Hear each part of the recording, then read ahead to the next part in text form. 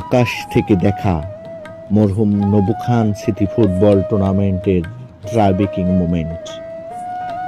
বাংলাদেশের ফুটবল কখনোই মরে যায়নি, শুধু আলোটা কিছুদিনের জন্য নিভেছিল। গ্রামের মানুষ এখনো ফুটবলকে ভালোবাসে পাগলের মতো। দিনভর খাটাখাটনি শেষে সন্ধ্যায় একটা বলই তাদের আনন্দ। পেটের খিদে ভুলে তারা মাঠে নেমে পড়ে, ছেঁড়া জার্সি হোক বা বুট ছাড়া পা, তবুও খেলা থেমে থাকে না।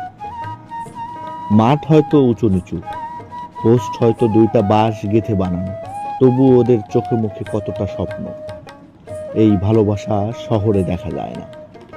ওরা গোল করলে বন্ধুরা চিৎকার করে ওঠে, হারলে মন খারাপ, জিতলে গর্বে বুক ফুলে যায়। গ্রামে ঈদের দিন বল নিয়ে টুর্নামেন্ট হয়, বিজয়ী দল যেন বিশ্বকাপ জিতে এসেছে। এই দেশ যদি ফুটবলে মাশরাফি, সাকিব, মুশফিক পেত, তাহলে আজ ফুটবল হতো আমাদের গর্ব। কারণ প্রতিভার অভাব নেই, অভাব শুধু নজরের, অভাব শুধু যত্নের। ওদের জন্য না আছে কোচ, না আছে ভালো মাঠ, তবুও ওরা খেলে যায় প্রাণ ভরে।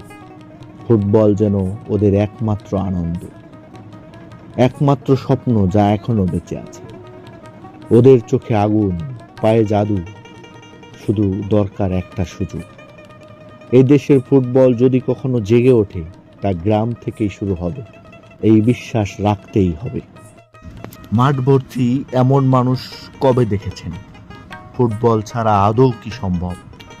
যেখানে ফুটবল রয়েছে, গ্রাম থেকে গ্রামান্তর মানুষ ছুটে যায় ফুটবলের টানে।